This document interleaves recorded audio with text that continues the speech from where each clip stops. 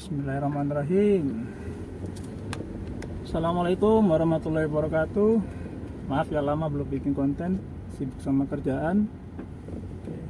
Kita sambil pulang, kita sambil coba bahas-bahas sesuatu yang ya insya Allah bermanfaat ya. Insya Allah bermanfaat. Saya keluar kantor dulu.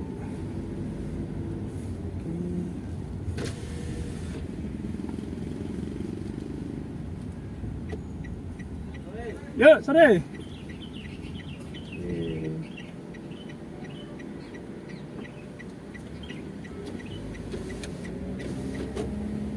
Yuk, masih ya. Oke. Mungkin sering ya teman-teman ya. KTP dijadiin apa namanya? Jaminan utang ya, direntenir ya, KTP.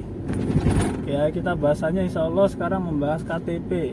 KTP, kartu tanda penduduk.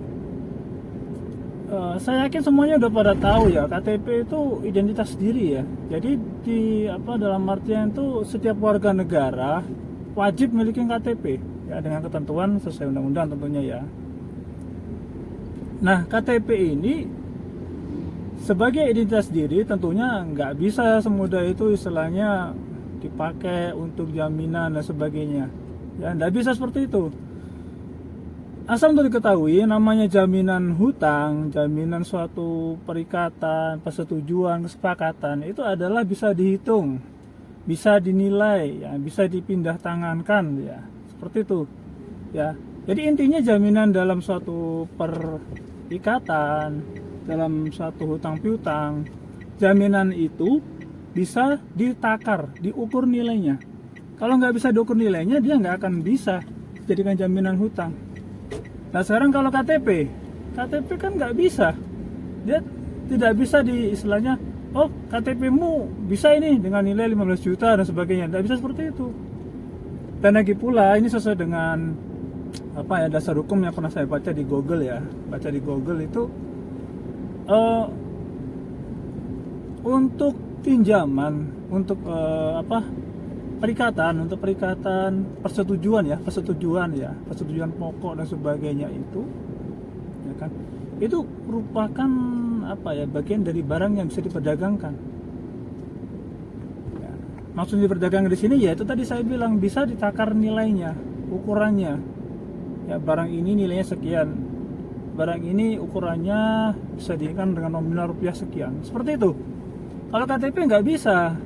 Makanya kalau ada yang sudah istilahnya melakukan kesepakatan dengan rentenir, kemudian debitur ini mengiyakan apa kata rentenir, kemauan rentenir ini, udah KTP kamu sini dijadikan jaminan hutang.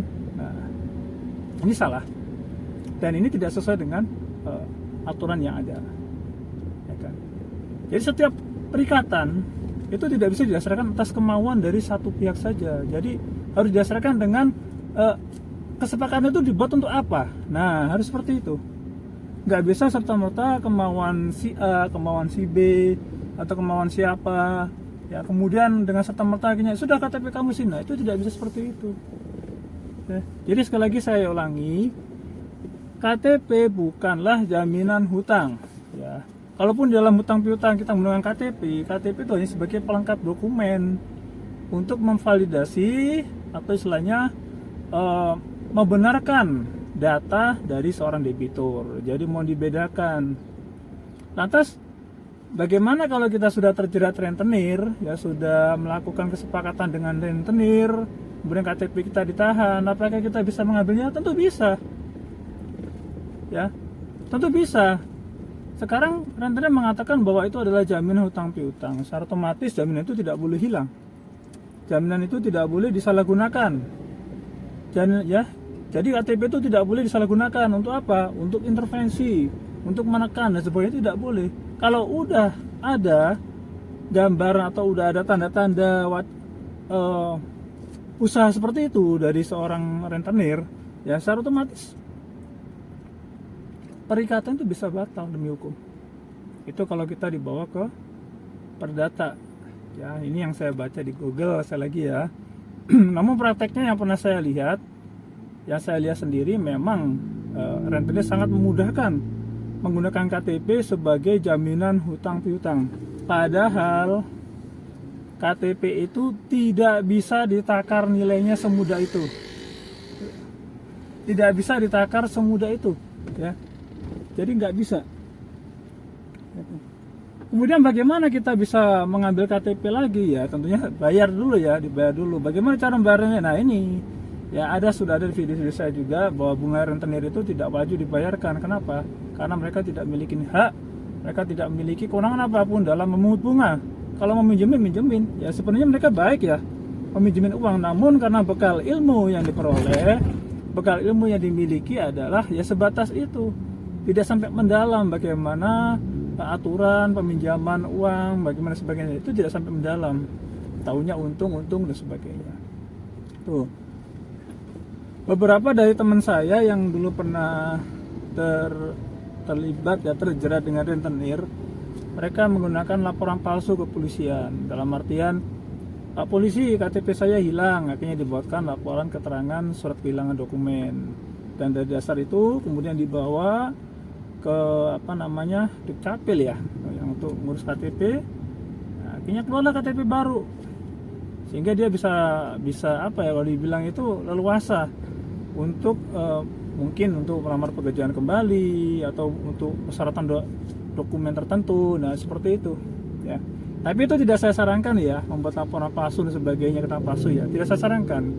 Alangkah baiknya kita komunikasi dulu dengan rentenir, jelaskan bahwa kita sangat membutuhkan KTP itu untuk mungkin melamar pekerjaan lebih baik atau untuk persyaratan apa yang lainnya. Jelaskan dulu, kita pinjam, ya, kita pinjam. Apabila ada indikasi, ada tanda-tanda bahwa tidak kooperatif dan sebagainya, nah, tentunya kita akan menyampaikan, ya kan, secara otomatis perikatan itu akan batal. Karena sebetulnya di dalam membuat perikatan, di dalam membuat kesepakatan hutang piutang dan sebagainya itu harus cakap, ya. Cakap di sini maksudnya tahu koridornya di sini. Jadi bahwa dua-duanya itu bersepakat, ya, dua-duanya memiliki tujuan dari kesepakatan itu, ya kan, dan tujuan itu tidak melanggar hukum, tidak melanggar aturan yang ada, dan seperti itu, ya. Kemudian paham betul, ya kan, bahwa hal-hal dokumen yang berkaitan dengan kesepakatan itu adalah dapat dipertanggungjawabkan nantinya. Nah, dipertanggungjawabkan bisa saja di muka hukum, ya kan. Jadi saya ulangi lagi, ya, ini masukan dari saya saja yang pernah istilahnya pernah debat sama rentenir, ya. Jadi KTP itu bukanlah jaminan hutang piutang, ya. Tapi kalau untuk pelengkap dokumen hutang piutang itu memang sudah pasti, karena hutang piutang itu harus tahu dengan siapa berakad, dengan siapa bersepakat, itu sudah aturan, ya. Tapi kalau untuk jadi jaminan, mohon maaf, sepanjang saya baca, saya cari di Google, ya, saya belum menemukan dasar yang mengatakan bahwa KTP bisa menjadi jaminan hutang. Ya, saya belum membaca itu. Ya, saya belum baca. Kalau misalkan teman-teman ada yang membaca, ya, nanti silakan bisa dicantumkan di kolom komentar, nanti biar saya dalamin. Mungkin saya salah dalam pemahaman atau salah dalam kurang membacanya dan sebagainya. Silakan sampaikan di kolom komentar. Tapi yang jelas KTP tidak bisa dijadikan jaminan hutang piutang.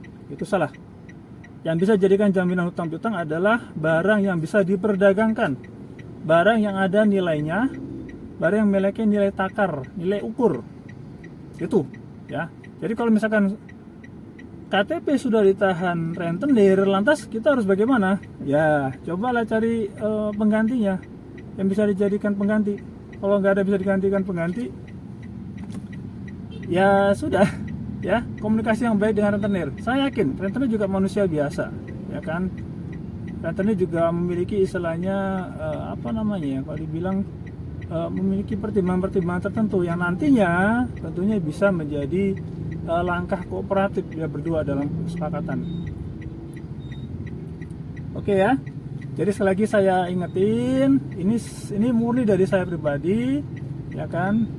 KTP itu bukanlah jaminan hutang piutang, melainkan KTP adalah pelengkap dari akad hutang piutang.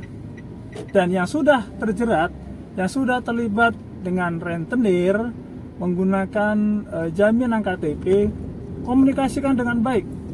Kalau misalnya bisa diganti, terserah apa diganti, apa yang bisa diperdagangkan, ya, yang ada nilainya. Sekali lagi, yang ada nilainya. Kalau memang tetap tidak ada, ya tentunya tidak mungkin dong, apa istilahnya, nggak ada sama sekali cara, tidak mungkin. Pasti ada cara yang bisa dilakukan, saya yakin, ya kan. Oke, sementara mungkin cukup sekian dulu ya. Ini saya lagi di jalan, ya kan. Mudah-mudahan nanti kita bisa sambung lagi membahas berkaitan dengan ATM yang ditahan rentenir. Nah, ini sangat menarik sekali ya. Dulu saya pernah membantu teman ya, 2 orang itu di Tangerang. ATM-nya ditahan sama rentenir. Nanti insya Allah kita akan bahas bagaimana langkah-langkahnya dan bagaimana kita menyikapinya. Oke, salam sehat selalu buat teman-teman. Ya, semoga segera lepas dari jeratan rentenir ya. Karena saya tahu ya, wajar lah setiap orang punya kebutuhan ya. Tapi tentunya hal-hal itu harus disesuaikan dengan pengetahuan kita. Kita harus membekali diri ya, sebelum kita berakad hutang piutang atau semacamnya, ya itu kita harus membekali diri dulu ke konsekuensi hukum yang mungkin menyertai dari akad yang kita lakukan. Kalau misalnya kita nggak paham, ya cari tahu dulu, jangan langsung main gas-gas aja. Oke, salam sehat selalu ya, tetap jaga protokol kesehatan, ya kan, jaga kesehatan, semoga dimudahkan dalam urusannya, semoga dilancarkan rezekinya dan ikhtiarnya, ya kan. Terima kasih sudah menonton, mudah-mudahan bisa bermanfaat. Mohon maaf ya, mungkin gambarnya kurang jelas ya, saya lagi di jalan ini, pulang kerja ya. Assalamualaikum warahmatullahi wabarakatuh. Yuk.